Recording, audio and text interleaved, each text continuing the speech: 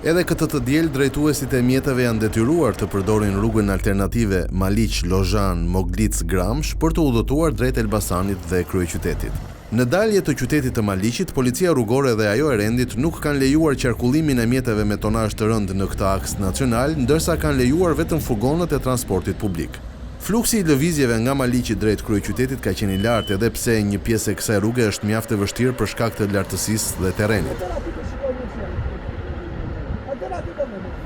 Në segmente të caktuara, rruga është shumë e ngushtë, duke krijuar vështirësi për qarkullimin normal të automjeteve, gjë që pranohet edhe nga vetë drejtuesit e mjeteve.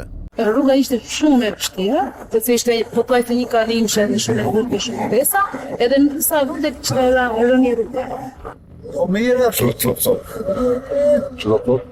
thotë që se është rrugë saktë. Në vështirë për që çfarë do të thotë? Desa farë, nuk i prevende kërë. Jashtë zakonisht. Merë, është më vështirë edhe si rrugë, malore kujtesa, edhe rrugë të rrëzuara, vete të rrëzuara.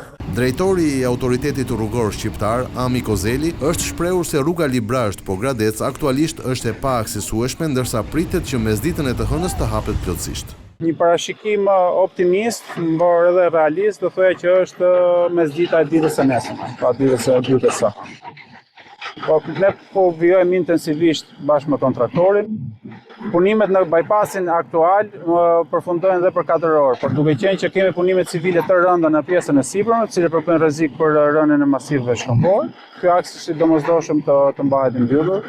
Ndërkohë, rrëshqitja masive e tokës në aksin Porrenjas-Librazht, konkretisht në korridorin e 8 në zonën e Dragostunjës, ka bërë që shtylla e tensionit të lartë që lidh hidrocentralin Egnatia me nën stacionin e Librazhdit të zhvendoset, duke krijuar një situatë të rrezikshme.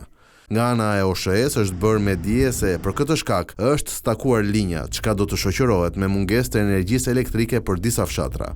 Si pasojë, gjatë kësaj periudhe do të mbeten pa energji elektrike disa fshatra të Elbasanit.